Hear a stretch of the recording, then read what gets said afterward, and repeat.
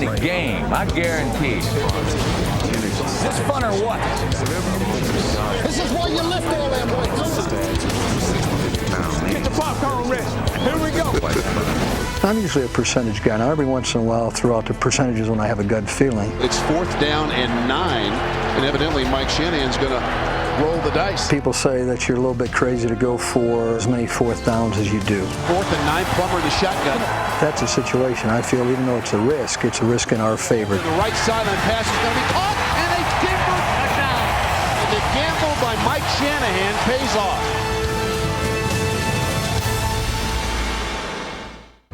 Mike Shanahan, born in Oak Park, Illinois, raised in Franklin Park and Schiller Park. My mom, housewife, my dad, electrician. I had 4 sisters and a brother, and so 6 kids in the family. My mom wanted me to be a fireman or a policeman. My dad told me to go to school. I was thinking about being a physical education teacher. I was always influenced by my coaches when I was young, baseball, football, basketball. I had a lot of respect for them. I wanted to coach at a young age. I don't know if it was 4th grade, 5th grade, 6th grade, but I enjoyed that environment, and I let my parents know that someday I would like to coach. And I really didn't know what level, but those coaches did have a big influence on my life, and I knew someday I wanted to do it. I think everybody looks forward to their high school career and give them a chance to get a scholarship or go into college. And when I was involved with football, our football coach switched to the triple option. As a player, I was definitely more of a run-oriented quarterback than I was a throwing quarterback. Ball feels great to a quarterback. A little sticky. When I look back, there's no way I was going to be a pro football player. You don't think with my background that I would know that? With my pro career, you're trying to tell me? I was definitely an overachiever that enjoyed playing the game and did not have the athletic ability to play it past college football. I was looking at a few schools in Illinois. Then I was offered a couple of half scholarships. When I visited Eastern Illinois, they offered me a full scholarship, so I knew I was going there regardless of the program.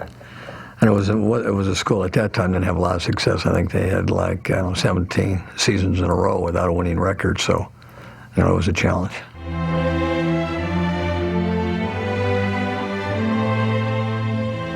That was my sophomore year in college. It was a Kawasaki 500. My friend was driving the bike at that time, and somebody hit us right in the middle of an intersection, and unfortunately he died. His name was Mickey Bertini.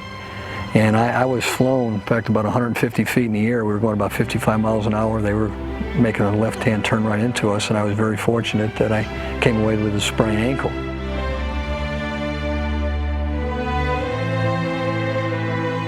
It was just an option in spring ball. Got hit in the side, knocked the wind out of me. I didn't think it was anything really bad. When I went back to my apartment, I wasn't feeling very good, and when my roommates came in, I'd vomited 3 different times, and I filled 3 different sinks. So I knew there was something drastically wrong. Did not know, the extent of the injury, but I did go to the hospital. They called the ambulance, and they did exploratory surgery, and I had split the kidney in half. I did receive lacerates. My heart stopped beating for over 30 seconds, and my dad made the drive down to Easter, and when he was coming in the hospital, the priest was going out, he says, "Hey, it doesn't look good, so expect the worst." Obviously, everything turned out all right, but they told me that I couldn't play football anymore. So what it did, it shut one door from playing, opened up another door for coaching. And so I started coaching a couple of years earlier than I was planning on coaching, so maybe in a way it was a blessing. Great day to be alive. Go kick their ass. So I was a graduate assistant for 2 years, 73, 74. And then I went to University of Oklahoma. I wasn't going to graduate school, but I was kind of running the dormitory with another friend named Gerald Odell. And we kind of would do anything just to kind of be involved with a program like University of Oklahoma. So we kind of helped with the junior varsity team, the freshman team. And then I was there for 75, 76 with Barry Switzer. And 75, we had won a national championship. And it was a great experience to me to get to the Division I level. I got a job in Northern Arizona the next year. It was a different style offense, more of a passing offense. So I had the background of, Eastern for a couple of years, and Oklahoma with the wishbone with a run-oriented offense. So when I got with Joe Salem at Northern Arizona, he was more of the California, West Coast, Stanford, using that type of attack. So after the end of the year, I went back to my alma mater I was interviewed for the head coaching job at Eastern Illinois. I did not get the job, but Daryl Mudra got the job and offered me the offensive coordinator's job. There was a guy that had some great foresight and great leadership skills in Daryl to take a team that was 1-10 to 12-2 win a national championship. So it kind of gives you an idea of what type of guy he was as a head coach. And then the next year I got an opportunity to go back with Joe Salem. He got the head coaching job at the University of Minnesota, so I was hired as the offensive coordinator there. And it was a great opportunity because I was very young at that time, and to get a coordinator's job at Division I level was a little bit unusual. And we kind of ran the run and shoot offense the 1 year I was at the University of Minnesota. Then I got the coordinator's job at University of Florida, and I was there for 4 years. And we went from a run-oriented offense to a throwing offense, and really enjoyed my stay there. I knew just by talking to different people to get the experience that I needed, I had to go to different places. And I knew it was going to be a lot of moving around, but I had a wife that was very supportive. We moved early where the kids were young, and it was something that I felt to get to where I wanted to get to. I had to make those moves and make them early. And we were lucky enough to win. So when you do win, you've got a chance to advance your career. And I was very fortunate every place that we were at. We were able to win, and gives you some opportunities. Is that Mike Quick? Yeah, he does their radio. Does he? Yeah. He was a great player, boy. I almost coached him At Philadelphia. oh, really? Yeah, I was contemplating whether to go to Philadelphia or come here when I first started coaching. Is that right? Yeah. After my 4th year at Florida, I had gotten a call from Philly. Marion Campbell was the head coach, and I went up there and interviewed before I interviewed at Denver. And the reason why I wound up going to Denver is, Dan had told me that if I came to Denver, not only could I be the receiver coach, but he wanted to hire a quarterback coach until the following year. So if I proved to him that I could coach the quarterbacks, then I could have the quarterback job as well as the receiver coach. And that was a deciding factor for me to go to Denver. Okay, I'm going to let Pat do this one. Everybody gets a game ball. So to come into that environment and coach a guy like John going into his 2nd year, On one, ready? I knew it was quite an opportunity for me. I tried to, study as much as I possibly could the pro game, and I'm not sure I was going to teach him pro football. We're going to learn together. When I came in, I was 31 years old. I knew John was, 24, 25 at that time, so I was fairly young. We had a good relationship. The thing that we were able to do is kind of grow together. And the Broncos are 98 yards away from where they need to go. Still 5 minutes to go, but they need something out of this drive. They had been talking about John, 4 years at Stanford and never went to a bowl game. And then all of a sudden, he's in Denver and it's 4th year. He's never won a playoff game. So, people saying, hey, you can't win a playoff and you can't get to the Super Bowl, da-da-da-da-da-da. All of a sudden, the pressure was so great on him and he performed so well under that pressure.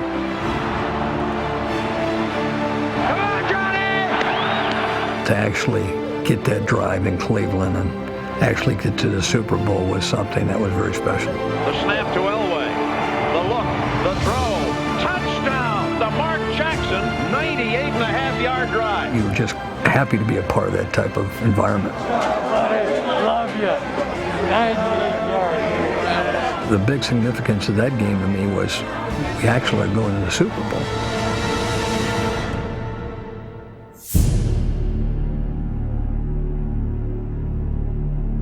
Well, we lost 3 in 4 years, and not only did we get beat, we got embarrassed. Getting beaten the way we did was a situation where a lot of people wanted us to go back to the Super Bowl. And then, of course, John, you can get us to the Super Bowl, but you can't win the big one. So that went on for a long time. You get to the Super Bowl, you got to have a pretty darn good football team or you're not going to win it. We were pretty good, but we weren't on the level of some of those other teams.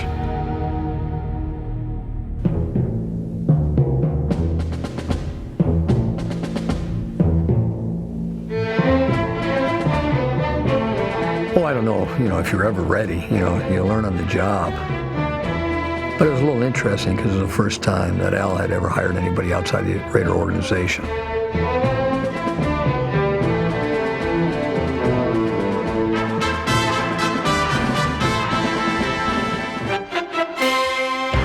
We started Jay Schrader, just came from Washington, and we really started out cold. Schrader on the drop. Here comes the blitz. There he goes.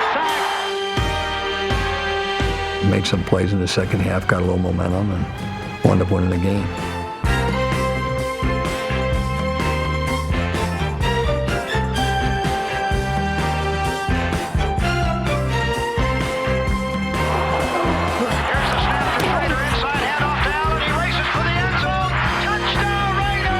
Well, the fun part about it is, I still knew some of the schemes, so there was a certain blitz that we had, and the guy kind of holding off because we knew, what their hot was. And as soon as John threw the interception, he looked over to me and flipped me off during the middle of the game, so he wasn't too competitive.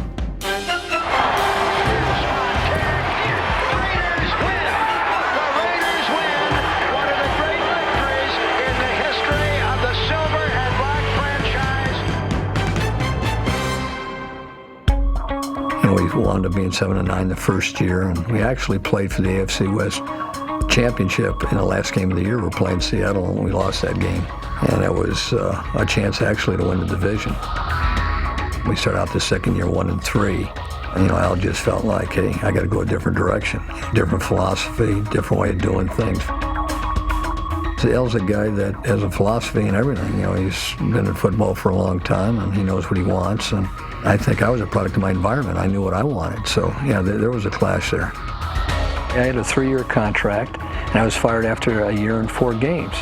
We went from 5-10 to 7-9, and I really thought we were really making some improvement. But it was his decision to let me go. Well, I got fired after the 4th game, and Dan Reeves had called me and said, we'd like to have you back. Chan Gailey was the offensive coordinator. He said, hey, what I'd like to do is kind of bring you back and you coach the quarterbacks. I thought about that, and I said, hey, what an opportunity, to go back. And the only thing that was negative about it is, Al told me when he fired me, he said, I'm not going to pay you the 1.5 years left on your contract if you go back to Denver.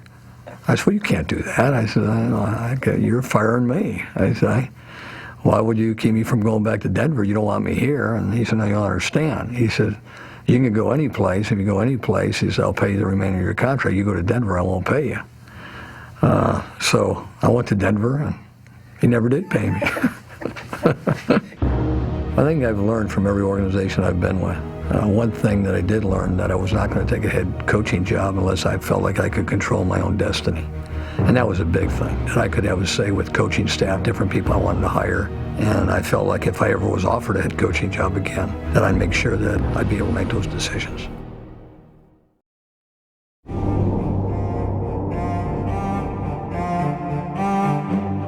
When I came back, Dan and John never had a great relationship. It was a very stormy relationship, and I kind of felt like I was kind of the middleman between both of them because I got along great with Dan. I had a good relationship with John. They didn't always see eye to eye. So after the 91 season, there was an article that came out in Denver, and Dan got a little bit mad at me that I would let an article like that hit the newspaper. What I did is I brought in John, and I said, hey, John, tell Dan why you don't like him, and Dan, you tell John why you don't like him. Conversation went on for about 30 minutes, and I knew my days were numbered. I was cut loose after the AFC Championship game, and we had lost to Buffalo 10-7. There was 2 jobs open, Pittsburgh and San Francisco, and interviewed at both places and wound up going to San Francisco. When I interviewed with George, one of the reasons I think I was offered the job, he was saying that our philosophies were very similar. They wanted to run a West Coast offense, and they had film that went back probably 10 years on all their offensive meetings. I was there for 4 months without my family, so what I did for those 4 months is, just study what they had done. And George, being a defensive guy, gave me the opportunity to run the offense, and it was a great situation for me. We had a bunch of great players. You got Jerry Rice and John Taylor. And you have a guy like Steve Young being your quarterback that was a fierce competitor. To be put in that environment was a dream come true for any coach. The best thing that ever happened to me was going to San Francisco, being around an organization that had won 5 Super Bowls in less than 15 years, and seeing that organization work from the inside out, from pro personnel to free agents to college evaluations, from a philosophy on offense, defense, and special teams. What made that organization tick?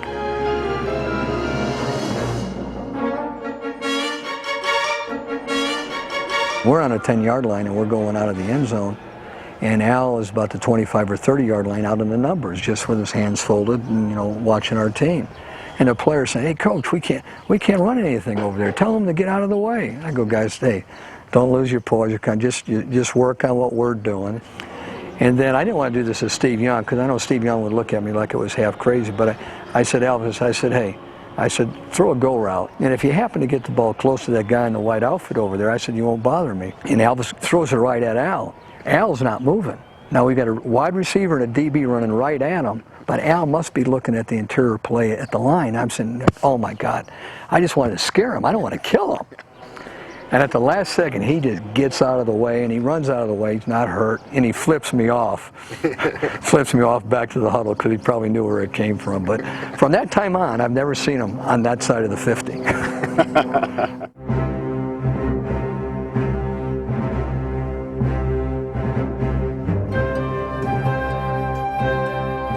The first 2 years, we lost to Dallas, 2 years in a row in the NFC Championship game. That was tough. Finally winning that NFC Championship game and coming home was a Super Bowl. Having been there 3 times, and then finally winning was a dream come true.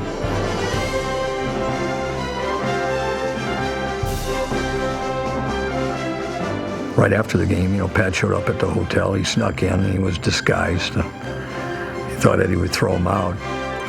But I wasn't going to just take a job to take a job. I was going to take a job under my terms, which I was luckily enough to get the second time I came back to Denver. This is a long-term commitment. Mike Shanahan will have full control of football operations. Thank God. That's what I want him to do. So it's my great pleasure to introduce the new head coach of the Denver Broncos, Mike Shanahan. Will we see a different type of coach in any way from your years with me? Oh, God, we see a different type of coach. I'll actually be able to talk to you and not get in trouble, so that's one plus. I'll be able to diagram plays and actually talk to you after practice. That's another plus. So, yeah, there'll be some changes. I think I'll be able to be myself. There was some limitations there. Mr. Bolin wants a head coach to run the organization, and one person has the control, but it's not the way it sounds. I'm going to ask a lot and demand a lot from my coaches, and at the same time from the personnel. Hey, keep the pressure on now. Keep the pressure on. Don't let up. Everybody in this organization is going to have to pull their load, and at the same time, everybody will be treated with a lot of respect. And I think if you got a lot of people going in the right direction, you got a chance to have success. Way to hang in there, partner. Way to hang in there, partner. That's what you got to do. You got to find a way to get it done.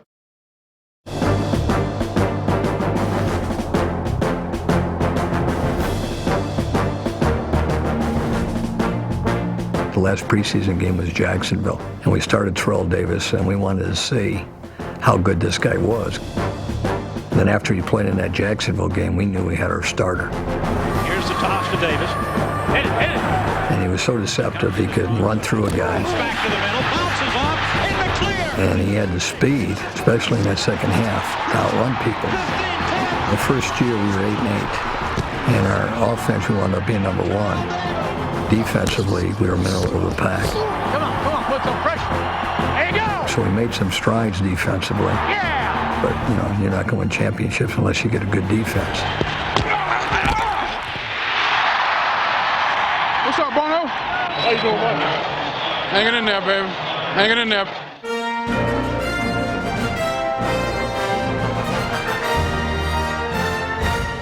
A lot of people didn't give us a chance because we were an 8-8 team.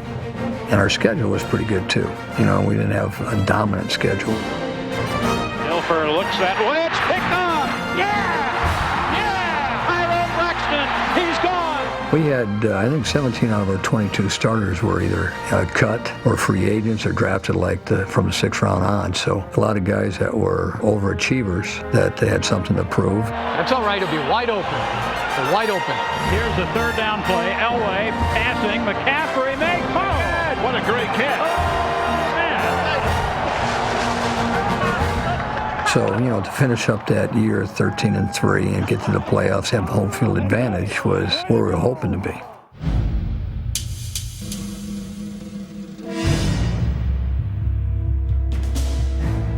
I really thought we gave ourselves a bad offensive game plan. Too much shotgun instead of letting our players play. So we got beat, and we got beat by a team that played better than we did. Come on. It was the biggest loss in the history of the organization because we had so much at stake. But there's nothing you could do about it except get ready for the next season and go fight again. And that's why I looked at it.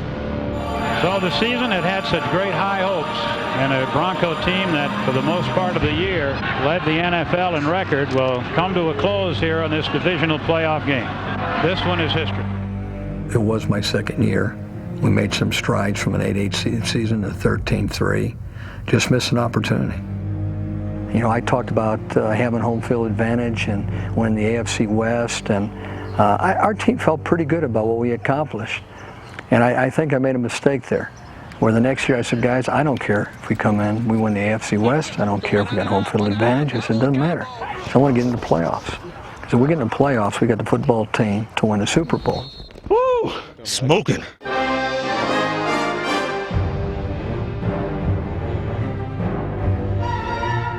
I do remember playing Jacksonville again in that first home playoff game, and I said, okay, this is the biggest game I've ever been involved with. I said, we've got to win this game. The team knew what was at stake. They bring 6. Elway dumps it, and here goes Ron Smith. 30, 20. You can forget it. You know, we were ready for Jacksonville, and Jacksonville was a very good football team. Touchdown, Denver. Oh, we got what we want. We got hand off. Davis running left side, breaks the tackle. Here we go. TD 30, 25, 20. Cuts back inside, 15, 10. Touchdown. Anytime that you miss out on an opportunity, and you got to think about it for a year, and you got basically the same team coming back, you know, players weren't going to be denying. Love this, baby. I love this. Revenge is so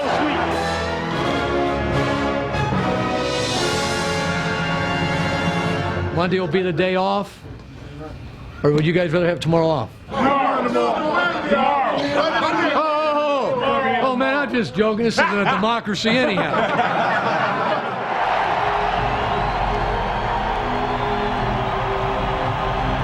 Those fans were just crazy. I felt whoever won that game would win the Super Bowl.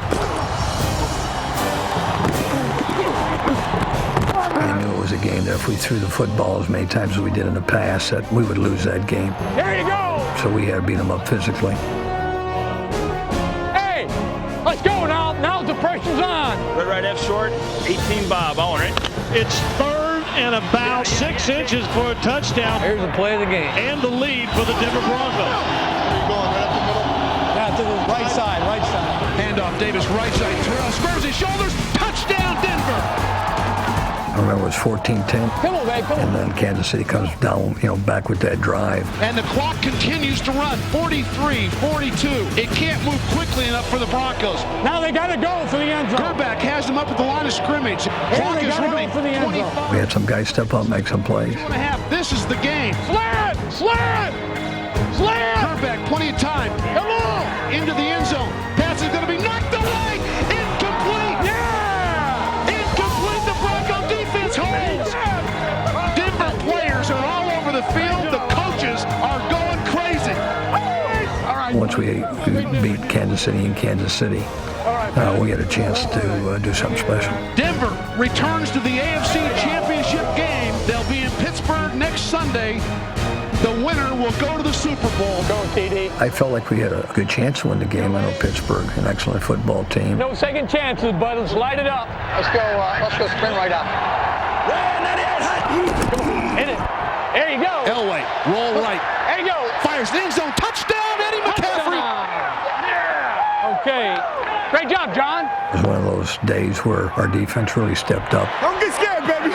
Got a few turnovers at crucial times and kept them out of the end zone. Into the end zone. Pass going to be intercepted. Yeah. Intercepted in the end zone. A terrible throw, and Alan Aldridge with a diving pick. Boom. Right to him. But I do remember at the end of that game, the momentum had switched, where you could feel the game kind of changing. This place is going nuts. 2 minutes left, 3rd and 6 for Denver at the Bronco 15-yard line. They lead 24-21.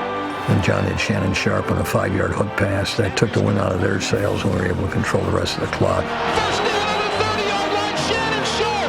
Denver goes to the Super Bowl. They are the AFC champions.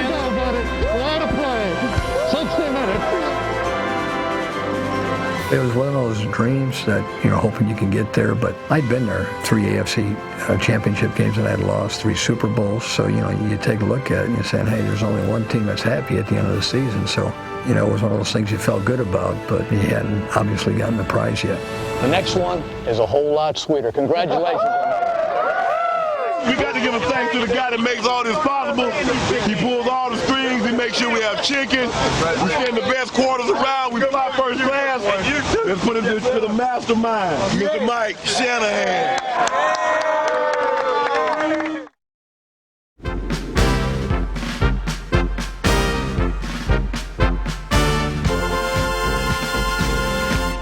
Well, I really got it from San Francisco when I went there. I thought it was a great teaching tool. I don't really watch it unless I want to take a look at a defensive meeting, because I'm always in the offensive meetings. I don't want to go in there and people say, oh, God, something's got to be wrong with the defense because Mike's in here. So if I want to look at it, I have a camera, but what it does is it really just isolates on the coach and what's being presented.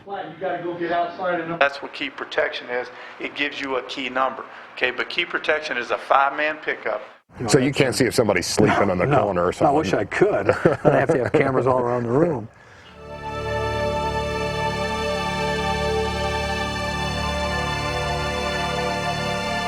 They were a good football team.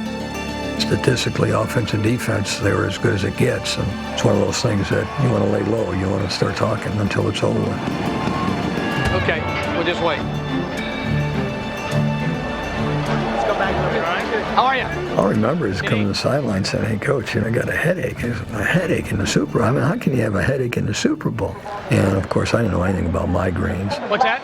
Can't see. Okay, just do this. You don't worry about seeing on this place because we're going to fake it to you, the 15 lead. But if you're not in there, they won't believe we're going to run the ball, okay? That shows you what a trooper he was to go in there. He couldn't even see and went in there. It kind of gives you an idea what he's made of. I've been told my compassion isn't very high after that situation. It was one of those situations that we had scouted on the 1-yard line. Green Bay would sell out for the run. Even, wasn't just, come on! Just be cover 8, please. Yes, it is. All right. I was afraid if TD wasn't in there, they may say, hey, if another running back's in there, heck, they're going to try to throw it. Vintage John Elway there, and the 37-year-old making it happen with his legs. Great move. No, great. Blue 58!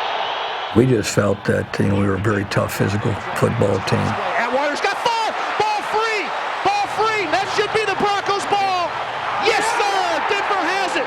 If we could hang in there in the fourth quarter and wear them down because they were a bigger football team, and if we could stay consistent, running the ball, we could wear them out and hopefully win it in the fourth quarter.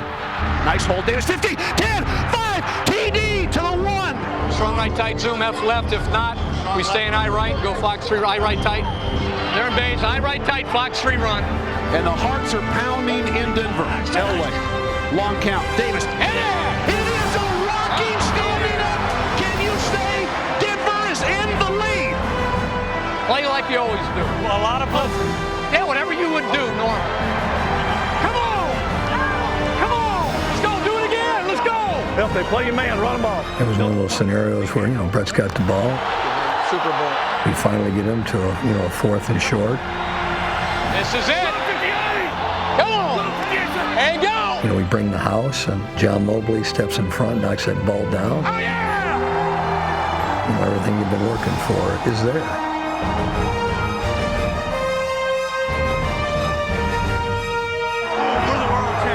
World champ. Hey, great job, bud. Doesn't get any better. Good job, boss. Good job. World champ. World champ. I'm just kind of sitting there, and my kids come up and find me and, hug them, and I'm just kind of sitting there not knowing what to do. And finally, somebody gets me after about 5 minutes, and, hey, Coach, you're supposed to go up there. I'm so proud of you. You know how good that nice ring's going to look on your finger. Being a part of that scenario, coming in when I was 31 years old, and to see John go through, the Super Bowl losses and the Jacksonville game, and to see him hold up that trophy was pretty special.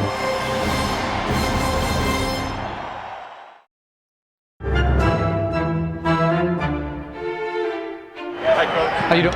Good, Mike. How are you? Thank you very much. After you've been in the NFL for a while, you develop relationships, with these officials where you get to know a guy, where you really respect the job that he does. Good job. I wasn't sure if you caught that one.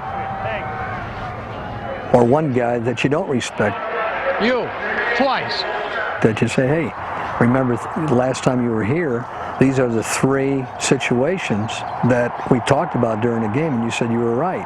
Well, you were right on 1, you were wrong on 2. 2. I mean, sooner or later, he was off the line over on that side. It's my job to talk to the officials if something's going wrong. Jim, hey, Jim, listen to me. Jim, he grabbed them. He grabbed them before the ball was there. You were watching the ball. You were watching the ball.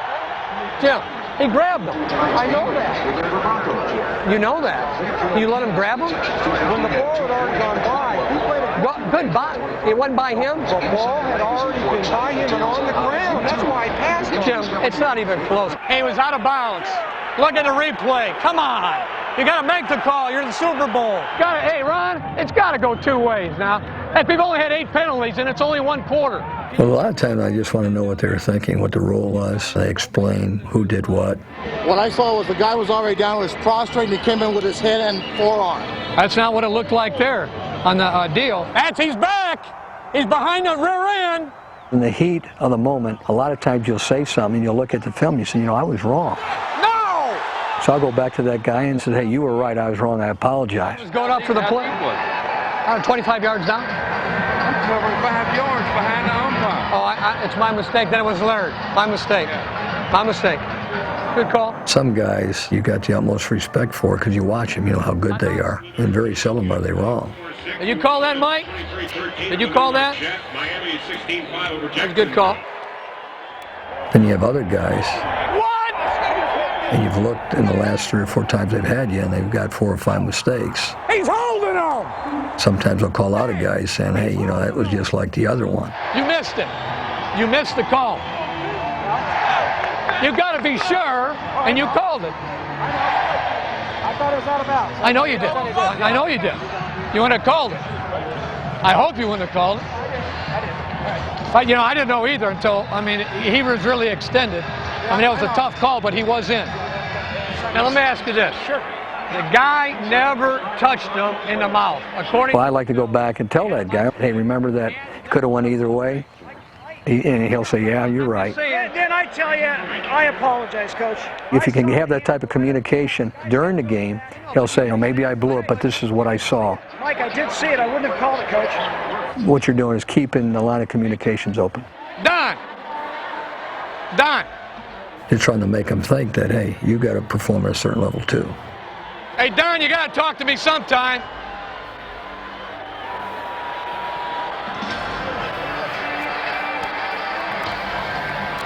Hey, Don, he went and waved his hand. It showed it on a replay. He waved it. From where I was, he put it straight up. I know, but this is a Super Bowl. And then you don't look at it good enough, and then he waves it and you call, and this is a Super Bowl. I realize that, but if I don't have an invalid signal and they come down and hit him, I've got But don't you got to make sure that it's... I made sure. Don, I'm not lying to you. Hey, go down there and talk to Jim Gray and ask him about the late hit by Alfred. He's down there in the 20-yard. You know what Jim Gray is? Go ask him. Bad call. Hey, Bill. Just so you see, Ron, at halftime, they said it was one of the worst calls that they've seen for a late hit.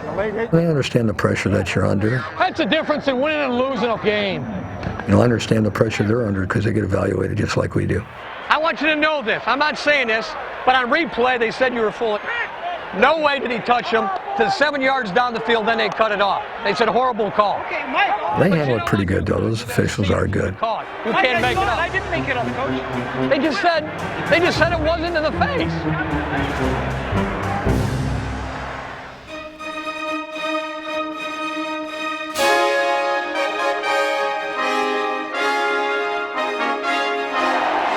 This place is loud. They start up in the line of scrimmage. Blitzes on Gannon. Short drop. Atwater's got him. Shot. Yeah. And the Broncos are going to win their 13th straight of the year. Terrell Davis takes the handoff, running left. Terrell breaks the tackle. He's got it. There it is. Terrell Davis.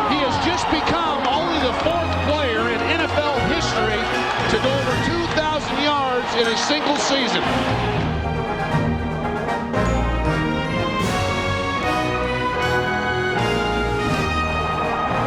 And the Denver Broncos are going back to the Super Bowl. They are AFC champions for the second consecutive year. All right, dude. Way to go. Great job, baby. Hey. Who would have thought 4 years ago to be going against the Super Bowl? Oh, I know. Hey. I thought it was very ironic. You know, first of all, for Atlanta to go in there and beat Minnesota, not many people thought that could happen. It's up and it's good. The Falcons are going to the Super Bowl. And then for us going back with, you know, all the history that we had, I knew it was going to be a media circus. There's always things in the back of your mind that you wish would have worked out differently. You know, Dan had to make a tough decision back then. As a head coach, you have to make a lot of tough decisions. That's part of this game. You know, I was here for 7 years with Dan. In those 7 years, we went to 3 Super Bowls, an AFC championship game, a 13-3 season, 11-5 season, and a 5-11 season. So there's a lot of great experiences. And that's what I look at. I look at the good times and the opportunity he gave me. And you know, he's had a lot of success where he's been outside of Denver, and obviously we've had some too. Here's the best coach in the NFL, period. Yes, period.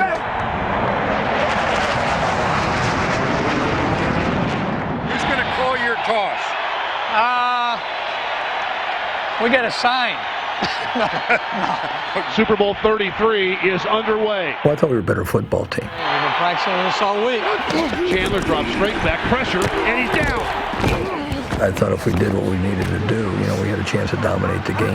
Toss, right side, bounce deep as Anderson. He's in trouble, and the Broncos have him. Yeah! Big play by the Bronco defense. I thought we could run, and I thought we could throw. Was this the safety right here with the zone dog? Yeah. Okay. Yeah, that corner, that's Bradford over there. Okay. Well, that'll be great, because if they do that, and we do go with our arrow or something, they're dead. I want to go near left with a C counter motion. Big 19-handed quarterback, deep pass right exposed. Red 28. Oh, it's going to be wide open. It is going to be wide open. 28. Come on. Elway boots and rolls to his right, stops, loads it up, throws down deep the middle of the field. Rod Smith's got it. Go ahead.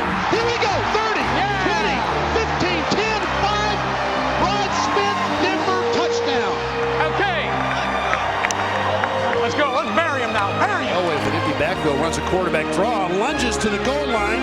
He is in. Yeah. Touchdown, John Elway. Elway now is going to leave the game. His helmet is off, both arms extended in the air, and if it's not his last game, it sure seems like it. Love you. Oh, great job. Oh, thank you. Thank you, bud. I think your family knows how hard it is to get there, you know, through the highs and lows of your profession. It just doesn't happen. And, you know, when it does happen, you got to enjoy the moment. You got to help her out. Not getting any better now, does it? How you doing? All right? Good job. Thanks. That was super, wasn't it?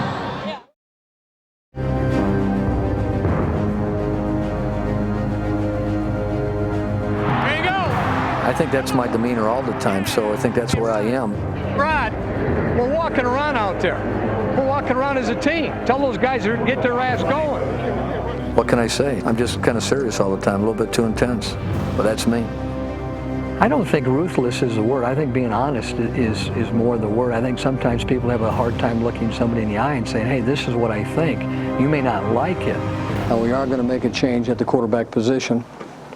Brian Greasy will now be our starter, and Bubby Brister will now be on the second team.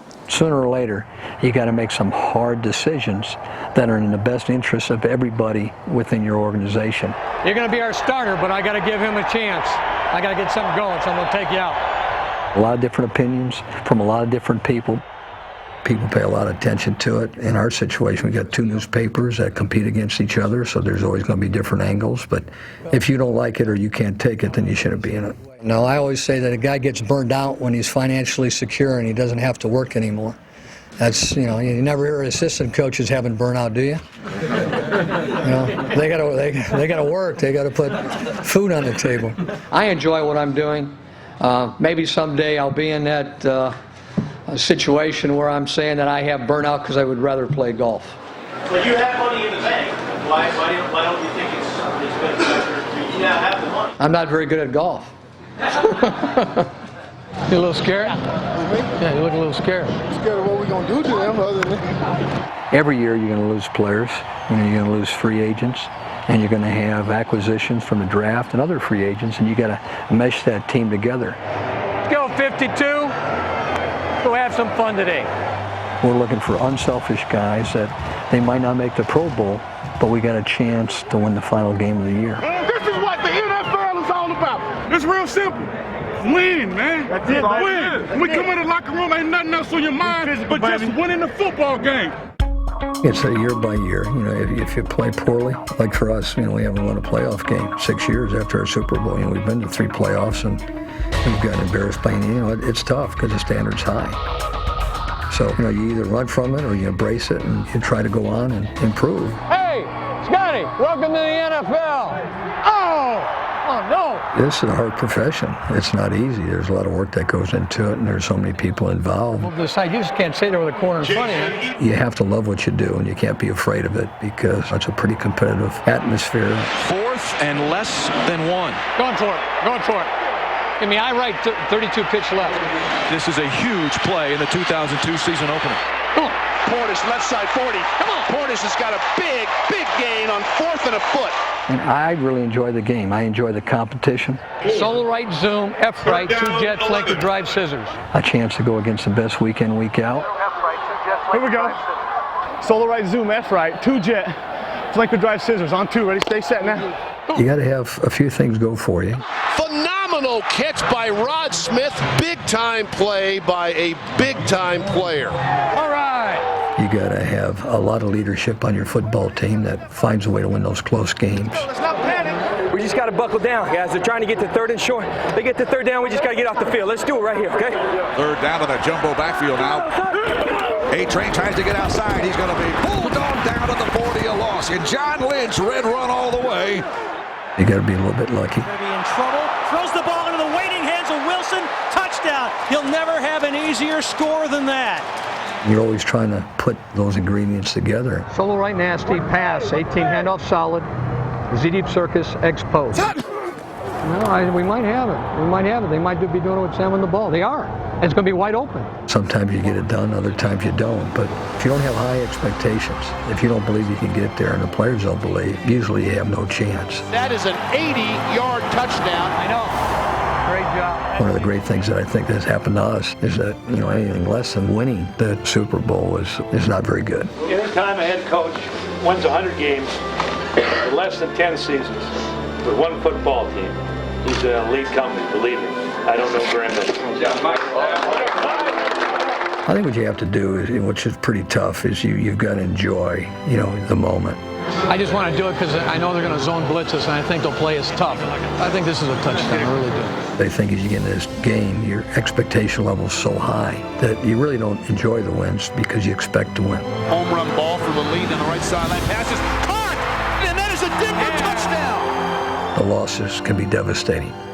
So what I try to do is enjoy the wins more and just don't look at the long range, because if you do that all the time, it's really hard to have fun. Go ahead, run it. Take it. Throws for Lilly. Back of the end zone, Lilly's got it, and that is a Denver touchdown. Boy, we needed one of those. Great job. Video works. Video did again. You've got to have a plan. You got to believe in your plan. You've won before. You know what it takes to win. This is a game that you compete, but you got to enjoy yourself.